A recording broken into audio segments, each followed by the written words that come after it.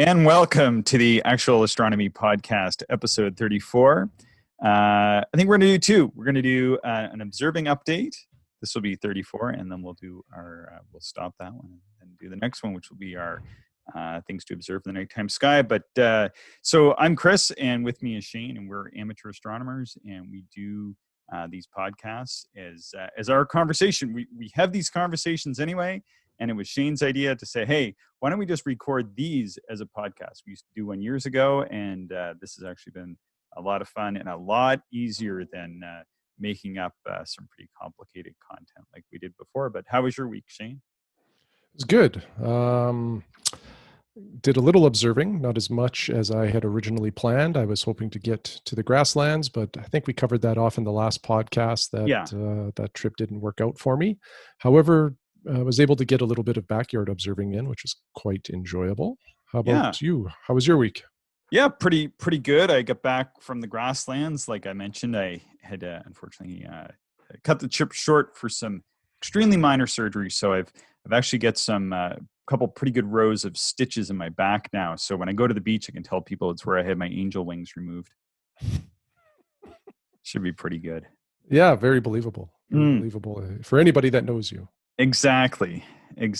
But yeah, I mean, we did cover it off a little bit in the last episode, but yeah, it seemed like the park wasn't like trying to encourage tons and tons of people to go down and interact. I guess, you know, when I talked to one of our good friends down there, she told me that yeah, like sometimes people were just like walking up and talking to her and then of course, you know, sometime later, you know, you get some sneezing and some sniffling or something like that. And you think, oh no, like, did I, you know, encounter somebody who had it too close or something like that? So it's been a bit of a stressor down there for folks. So I can understand that. But yeah, I mean, the park is there. It's beautiful as always. Saw some wildlife that we talked about. But yeah, now that I'm back and kind of on the road to recovery, I've been out doing some observing. But maybe we'll start with you. What did you get out and look at Friday night, and what kind of equipment were you using? Friday night, I took out the Takahashi 76 DCU refractor. Earlier in the week, though, my Q extender finally arrived. Oh, wow. That's exciting. Yeah. So the Q extender, well, the 76 DCU is a modular sort of telescope. The tube is kind of threaded together right in the middle. It comes apart for very compact packing for travel. But you can also insert this Q extender, which turns it into from a doublet into like a quad refractor, and it extends, or it's an extender of 1.7 times. So it takes the focal length from 570 to like 969, I think.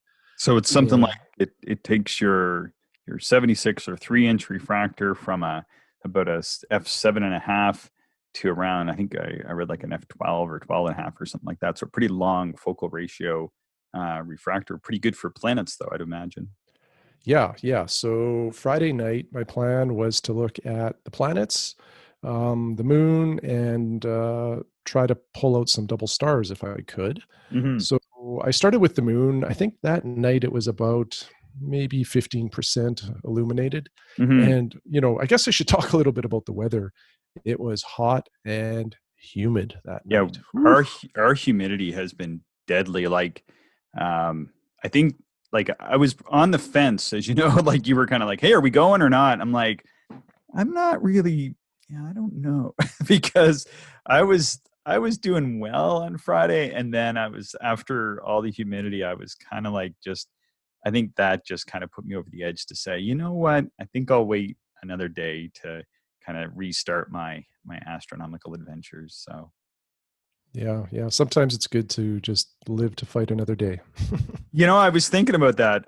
My former observing partner Tim used to say that all the time when I would fall ill with some of these things. So, but yeah, it was very humid. Were there a lot of bugs out? Yeah, there was some bugs. So actually, I tested my mosquito clothing that I bought last year. Oh, excellent. Yeah, that's that no fly zone stuff that I think Marks sells it. Okay. I'm not sure what the technology is, but like it's lined with something natural that just keeps the mosquitoes away. And then I think it lasts up to 70 washes or something like that. And then whatever that substance is out of the clothing, and then you just have regular clothing. You don't have mosquito repellent anymore. But the idea is that you don't have to spray yourself, full of chemical to keep the bugs away. Huh. Uh, And how did it work? well, I think it worked pretty good, but Okay. it's long sleeved, so none were landing on my upper body, but I was still getting some bites on my legs. I was wearing shorts, Oh, and so it didn't keep all of me protected. That's for sure. yeah. So I don't know. The jury is still out. I need to test that a little bit more. But anyway, that's that's boring stuff. Talking about clothing. Um, so Astronomical attire for all occasions. yeah. So I started off with the moon, and seeing was not bad, but it got progressively better as the night went on. Yeah. Nothing too outstanding to report on the moon, other than I spent some time just going back and forth between some real simple eyepieces, some orthoscopics, so like 3 or 4 element eyepieces, up to like my Leica Zoom, which has like a bazillion glass elements in there. I'm not sure how many, as well as some wide field eyepieces. Mm-hmm. And I was just really looking for like the subtle differences, if I could detect them at all, Mm-hmm. between kind of these modern wide field eyepieces versus the simpler glass that's a little bit older. Yeah, yeah. So what'd you find And out? I'm quite curious about this. These are sort of the experiments which I enjoy. yeah. So, I've done this other times, like with my Zeiss telemeter, which is a 60 millimeter, 63 millimeter objective, 800 millimeter focal length refractor. Mm-hmm. And with both telescopes now, I've had the same results. And that's that those orthoscopics are just a little bit crisper. Like the Hmm. detail just jumps out at me a little bit more. Yeah. Uh, the contrast is a little bit tighter. Like it's almost like the seeing improves a little bit. And the blacks I find are just a little bit darker as well. Yeah. So anyway, starting off that way, I thought, you know what, I'm just going to stick with the orthos for the rest of the night, Okay. because I just felt like they were giving me the best view. Not All as right. comfortable as the modern eyepieces. The modern eyepieces have a wider field of view. Yeah. They have better eye relief. So for guys like you and I that wear eyeglasses, the modern eyepieces are just better. Um, so from there, I went on to Jupiter, and Jupiter was a little bit low in the sky, and it was boiling quite a bit. So the seeing, wasn't that great in the lower Mm-hmm. part of the sky. But then probably around 11:30, Jupiter, I don't know how high it was, 30 degrees, maybe 40 degrees above the horizon at that point. And it was quite good. It was actually really good. Okay. And I was able to pull out, the equatorial belts quite easily. I think I wasn't actually paying attention to the Galilean moons. I think there was just 3 visible that night, but I Mm-hmm. could be wrong. Um, a number of the other like polar belts and regions, and like a lot of kind of brownish striations amongst the like kind of the whiter clouds, I guess. Yeah. And what I've been meaning to do is look at Chris Go's photograph from that night, because what really stood out to me was in the northern equatorial belt. There's like a real dark feature in there that was pretty much face on that night when I was observing. I don't know if you've noticed that recently in your observations of Jupiter. Oh, I'm trying to remember, but was the red spot visible when you were observing? No, no, it wasn't visible. Then I've been observing when the red spot's been visible, so it may be that it's on the other side, but it sounds like Uh, what you're describing could be, I believe those are classified as a barge type feature. okay. But now I want to take a look. So if it's clear tonight, I may try to get out again. I'm pretty tired today. Did a pretty late session last night, so Right, yeah. right. Yeah, so that was kind of neat. So I did a little more experimenting. I also pulled out my Beta contrast booster Oh filter. yeah. I think we talked about that on a recent podcast. Yeah, I That bought one too. I just haven't for whatever reason, I haven't threaded it in. I was going to ask you about that. So can I, first of all, were you able to try the 5 XO that you have on loan for me? No, I was going to, but the seeing really wasn't holding up much Okay. past, what did I do? I put a 7 millimeter in, Okay. so with that focal length, let me It's just do pretty, that. yeah, it's a That's lot of pretty, power. a lot of power. And that seemed to be the limiting factor that, yeah, that's 138 times. So, and it was starting to break down a little bit at that point. So I Yeah. actually backed it off to the 9 millimeter, Oh, which okay. was around 100 times. And that was quite nice. Yeah. The main reason why I ask is I have your 5 millimeter Nikon, and I just want to I just want to make sure that you're good with me retaining that for a little while longer. I've quite enjoyed it. Actually, have used it a lot. Oh, good, good. So, but I wanted to check because I didn't want to play around with threading filters on it too much, but there's no problem threading filters onto that eyepiece because it's a different, sort of like a custom eyepiece, sort of a rare eyepiece. And I didn't want to go and start threading stuff on there but it shouldn't have any trouble threading filters onto that eyepiece, correct? Have you tried any filters on there, or No, I don't believe I've tried. is it threaded for filters? I haven't looked. You'd have to look. I just Okay. assume it would be. All right. Yeah, it seems like most, and just about anything modern, has the filter threads. So give it a try. Hopefully, Okay. it's All right. good to go. Well, yeah, I mean, it's, you know, I really like the eyepiece. I really do like it a lot. It's small, it's light. I like the ergonomics of it. It's really flat across the top, but it's got that weird set of caps. Very weird. What they were thinking when they designed the cap system for it. Eyepiece caps that did not need a redesign. Never did I ever say, boy, eyepiece caps, if only they were attached with elastics to each other. Like literally, I keep losing the one cap. If only they were attached. if only they looked like one of those little old-timey hats people wore. Like like like so I think you're strange. drawn to eyepieces though with weird caps because those Pentax XWs, the Yeah, they're top odd. caps are atrocious. Like why even have a cap? They just fall off all the time. Yeah, that's not great either, but yeah. Why? Yeah. Why design these caps this way? And the caps only go on one way, so you have to you kind of have to think about it when you do it, Mhm, right? mhm. And Yeah, then the exactly. top cap doesn't really stay on well. So it's not like No.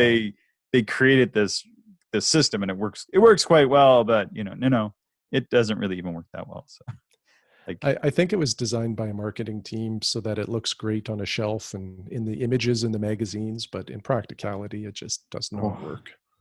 yeah. And so strange too, because I feel like these are amateur astronomy is a niche hobby, and this is a niche eyepiece in a niche hobby. So who like there's nobody on the face of the earth that's going to look and go, interesting eyepiece cap, I'll pick one of those up. Like this is not what that eyepiece is. Right? It's like, No, not at all. Not at yeah, all. so anyway, you sorry, I Yeah, didn't mean to take you that's off in a okay. different direction, but Yeah, so I put the contrast booster filter in there and it lived up to its name.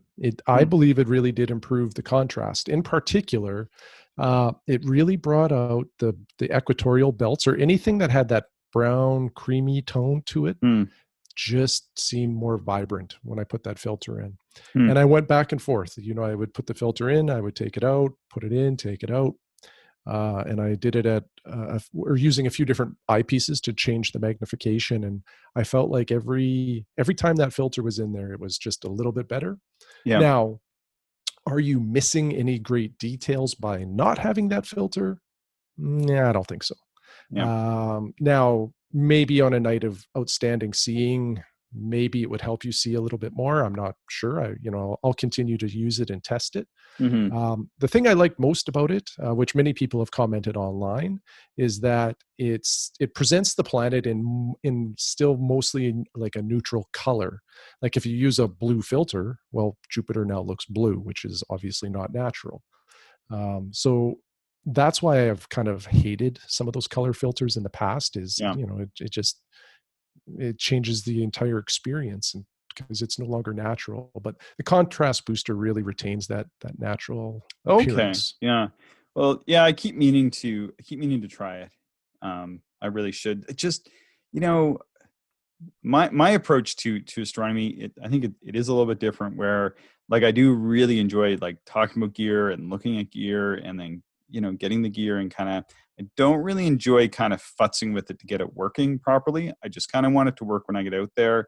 And then when I'm out there, again, like I'm sort of a three eyepiece kind of observer, and I kind of just want it to be super easy. Just eyepiece in, Hmm. eyepiece out.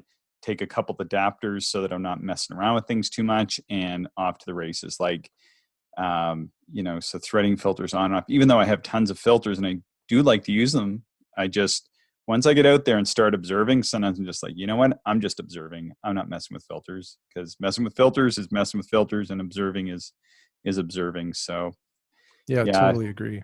especially You these know, nights where they're so darn short. We get like yeah. a few hours. So Yeah. Well, and here's another shout out to the little orthoscopics I was using. So they're 0.965-inch eyepiece barrel, mm, which means I have to use an adapter to step them up to 1.25-inch to fit, modern equipment. So what I did, I had two of those adapters. So I put the filter in one, and it was just easy to kind of swap the adapter in and out, oh, as okay, opposed to threading the filter in and out. Because I totally agree, threading filters in and out, I don't do it. Either the filter lives in there the whole yeah, night, or right. there's no filter because it's just a pain. Yeah, agreed. Yeah, because you want to observe, and because you can spend a lot of time going back and forth with the filters. Like Oh yeah. it doesn't seem like this should be, but everything at night, and for people that haven't done that much observing under dark skies, everything at night. I mean, you're tired, you're moving slower. Sometimes it's colder, it's dark. Like we don't use a lot of lights when we set up and tear down. Like I, in fact, will use often no lights. Like I had enough light pollution last night that it was lighting things up enough. But you have to be careful and go slower. You don't want to put fingers on lenses and that sort of thing. So, if I was in my living room and setting up a telescope, it takes me 2 or 3 minutes. But on the night sky, it's more like maybe 8 to 12 minutes. So everything is just that much slower. And it's meant to be a relaxing thing, right? Like it's like there's no prize for setting up or tearing down your stuff fast enough. But yeah, when it comes to messing around too much beyond that, sometimes I'm just like, I just want to get things set up, have a great hour or two, and then head home. So yeah. Yeah, yeah. I'm very similar. Cool. Uh, So I had what a else did you look at?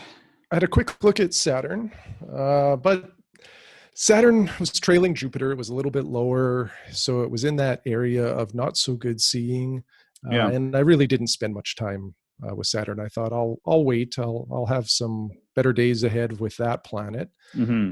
So then I can't talk. I decided to tackle a double star that I have not looked at before, and it was in the Bright Star Atlas 2000, Mm-hmm. Will Tyrion and Brian Skiff. I thought, with the little 76 millimeter telescope, that this is kind of a neat little atlas to go off of in the backyard. And they recommended it's Delta Cygnus or Cygni, which I think, what is the name of that? Alphawaris is the name of that star. So Cygnus the Swan is the Northern Cross. Um, if you look at the star that forms like kind of the cross point, but it's the star that's going towards zenith. That's Delta Cygni, and Is that the one in the middle? Like right in the middle? no, go up Okay. from there. Basically, if Okay. when looking east, yeah. Okay. And man, that is a very close pair that was kind of difficult to split, given the seeing that night. Mm-hmm. Uh, um, the bright star is 2.91, excuse me, in terms of magnitude, and its companion was 6.27. But they're separated by just oh, what the heck is this here? I'll have to look up the separation. But anyway, it was kind of a challenge for that little telescope. And I think that that is actually probably a good double star to keep in the back pocket, to take a look at, just to see how good or bad the seeing is. I Yeah. think if you could probably split that one fairly easily, that seeing is going to be decent that night. If you struggle a little bit, maybe the seeing's not so good. And I think, in saying that, I think the seeing actually was pretty good that night, but that humidity really kind of impacted the transparency of the sky, Hmm. and probably a little bit of the seeing, I guess, to a certain degree. Yeah. Well, I noticed that like I ended up getting up pretty early the next day. Like crazy early, but like I got up and went for a walk at like 7, and it was almost completely cloudy. It made me wonder if all that moisture in the air just kind of condensed together over the city or something. So you might have been experiencing some of that as well, because it was almost completely overcast when I got up. Yeah, yeah, that very well could have been. So, all in all, it was a decent night. Nice. I was hoping to observe Saturday, but my wife and I decided to have a backyard fire instead. Cool. So that dashed the observing plans. But I think you were out Saturday night. So, what did you have a look at? Yeah, so I get out. I've got this spot. It's funny. I found it probably 7 or 8 years ago, and I don't know that you've ever been out to this spot with me. It's just about 7 or 8 minute drive from my house. Did I ever take you out to that spot? I don't think so. And Mike's come out there maybe once or twice with me, and it's a funny spot because it's so close to my house. It's absolutely the best, closest spot to any place that I've ever lived. It's actually a pretty darn good little spot. Now you got lots to the north, and I stopped using it 2 years ago because they were building the big bypass around the city, and they were actually like it was so lit up at that time that I figured that this spot was just done. I thought that I would never use it again. And there's been some other construction in and around the area. People have built houses and they've put up all kinds of different things in the area. And I thought it would be a write off, but actually doesn't impact the spot as much as I thought it would. Once they got the major work done on the highway recently, and they just sort of finished up that section. The lights are all full cutoff, and because of the orientation of where this land is, and it's on a bit of a excuse me, on a bit of a rise, Okay. that it just sort of points away from that stuff, from all that light. So it's not too bad. Really nice view to the south. You can see the Milky Way, and yeah, it's like about 30 or 40 feet up on this rise. Pretty nice spot. But I go onto this side road. It's not even a road, it's just a dirt track. And it's wide because they bring all this farm machinery. It's just a farming road.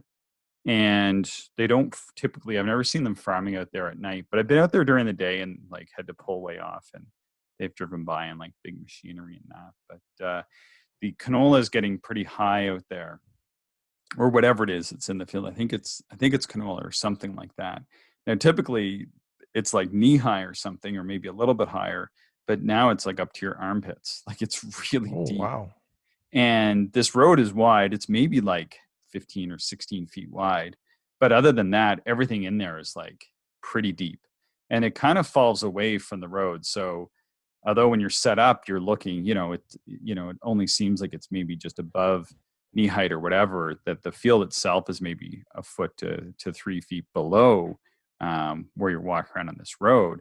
So, it's pretty deep, because when the field gets harvested, there's like access points, and sometimes I'll just sort of drive onto the access point, never drive onto a farmer's field or get into the crops or anything, but like there's spots where they access the field. You can kind of just sort of park in and set your scope up on the side of the road there. It's pretty handy. But yeah, I mean, it's always a little bit nerve wracking to be out there, because you never know what kind of animals and that could be kind of lurking, and it's right there, and it's super deep. I didn't hear or see anything, but it's always kind of in the back of your mind. Maybe there's a badger or coyotes. Often I do hear the coyotes out there, and could be cougars in the area. I did see a cougar going along the creek one day, and that creek is only about maybe 100 meters from where I'm setting up. So, Mhm. there's that. There's that too. Always in the back. You should come out here and go to this spot though. And I think you'd be surprised how good it is, especially to the south, because you can really see the Milky Way, and it's totally flat out there. It's a bit of a rise, so you kind of drive by it on like one of the main highways, and even like the major Trans Canada Highway that goes across Canada. But and you can't quite see this spot. Like there's just this little rise, and so for the number of years, I never even thought to go out there. It's like invisible, right? You know, and a good observing spot isn't going to have like giant neon signs pointing to it, you know. So like I would go out there and drive around to go find a good spot to see the Northern Lights, like with my wife, and this road is pretty good. And what happened was they were doing construction once, and I ended up on a road that that sort of met up with it. And you turn onto it and drive only, you know, maybe 50 or 100 feet. I thought, wow, that's a really good road. I wonder where it goes. And eventually I went and drove up it. I was like there's not much up there. There's a couple, like there's farms, but they're the farms that are like the closest farms to the city. And then they're just fields all the way into the city, and it's totally flat, but it's a rise. And it's always nice to be a little bit higher up, because if there is like a little bit of ground fog and that around, that area isn't as impacted. But it's super open. Like there's hardly any trees up there. There's a couple around a few of the farmsteads that are miles away, but you get that whole, like, you can see the entire night sky. I would say, you know, minus, you know, maybe a fraction of a percent, you see the whole night sky. So for example, this is you know, maybe about 10 kilometers from my house, and there's the new highway overpass for Albert Street way down on the new bypass. So if you kind of know where that is. And when I was watching the moon naked eye, I could see it pass behind that overpass from there. Oh, wow. So that's super far. But the way the land is angled, you can't see any of the cars on the highway. The odd time you can kind of see one, but just sort of at an angle. And it seems like it kind of, like, it's pretty far from there. And there's another highway nearby, and you can hear the cars in the other highway, but you can't see the headlights or anything. So it kind of interrupts the silence. It's a really quiet spot, but you know, it's hard to believe. 7-8 minutes, it's, you know, hardly anything of a drive. And you know, I can get pretty close to 6th magnitude out there. So that sounds great. Yeah, I do need to check it out. Yeah, you should swing by. I think that's about as good as you can get this close to a major city. So yeah, I could watch the moon set. Really great spot for catching planets when they're on the horizon, because if you can't see them there, you can't see them, right? Like, I mean, it's kind of like the rule, because it is so flat. You have this essentially perfect horizon. And I could even see like the Milky Way division that cuts up into the top part of Ophiuchus, because they're through the old antiquated constellation of Taurus Poniatowski. So you can see like good structure in the Milky Way. It's not as good as it is from like our best places. Couldn't quite see M7 naked eye, but I could see it quite well through the telescope. And the comet, unfortunately, was in the worst part of the sky. So I did get a view of it. I really didn't. I looked at it where it was in the software before I left, but I didn't take a chart because it's been so bright, and especially from where I've been observing recently, it was so bright from the darkest skies. When I get out there, you could not see that naked eye. So I put the telescope on, and you know, I just sort of panned up, and I was fortunate I got it right away. And yeah, it was really muted. It was in the absolute worst part of the sky out there, so didn't really get that much of a view. And it's starting to get pretty faint there now too, I think. Yeah. You know, I did have a look at the comet as well on Friday night. I forgot to mention that too. But And what did you think? It's getting faint, I think. A lot fainter. Yeah, it's, you know what it actually reminded me of was that Comet Holmes from a few years ago that was just like kind of a bright fuzzy ball without a tail. Yeah. I couldn't see the tail anymore from the city. It was just a very bright, diffuse ball of, you know, light in the sky. Well, it's funny you should say that, because there were some reports coming in today. I haven't seen the images, but an experienced observer was asking for some observations, and they said that there's some indication that that nucleus might be breaking up, which is what Comet Holmes did, because it is a very tight nucleus, and then it kind of has that haze around it. But I did notice that that nucleus seemed to have been much larger last night, much less star-like. Like originally, it was very star-like, and maybe that comet is coming apart after all. Yeah, maybe. Maybe this was its swan song, unfortunately. So What yeah, amazes me is how quickly that thing faded. It went from this bright naked eye object to no longer visible by naked eye within like a day. yeah, yeah. Like it's hard to believe that was well, I observed it this Saturday. It's almost hardly anything to look at, and then it was just last Saturday that made these pretty big observations of like almost a 20-degree tail, 16 or 17-degree tail anyway. And yeah, it's kind of, yeah, that's the way it is. So it was great to be able to get out and enjoy it while it was hanging around. I did also have some time on Jupiter and Saturn last night, but they are pretty low, and the seeing was forecast to be poor, and I would say that was a fair assessment.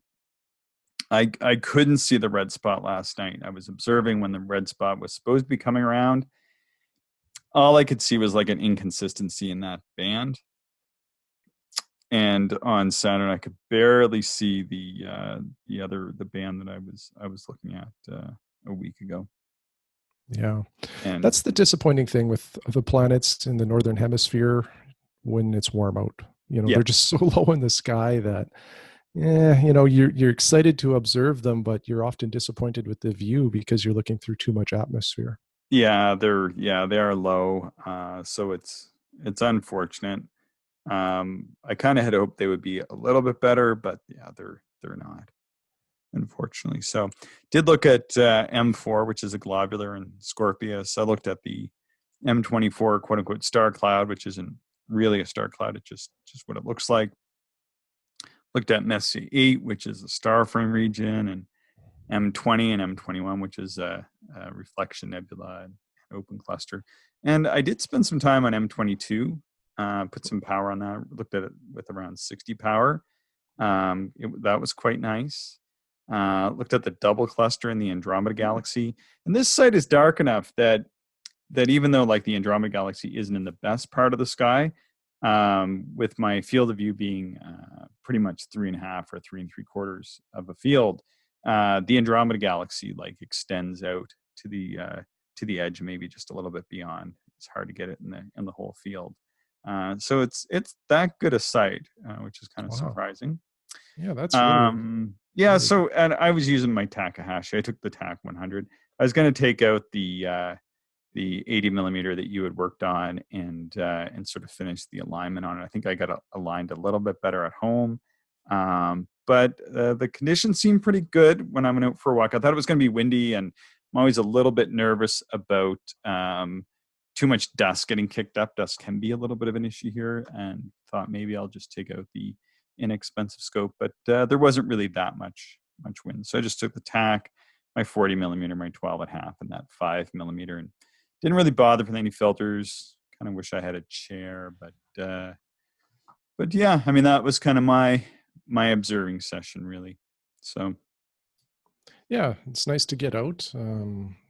It's interesting that we were observing on different nights just to see kind of what the skies were like and looking at some similar objects. Yeah. So I think that's pretty much it for my observing update. I don't know if you have anything to add, Shane, but I think I'm good and ready to probably move along to what's going to happen in August.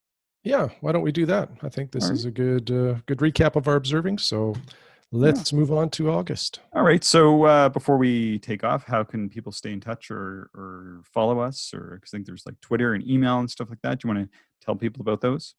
Yeah, people can find us on Twitter. We are at Actual Astronomy. We try to tweet out, some photos or things that are relevant to the podcast that support what we're talking about. as well as just sort of retweet, interesting stories or other helpful things that'll get you out observing. And if you want to email us, you can do that. We are actualastronomy@gmail.com. Thanks, Shane. Thanks, everybody, for listening.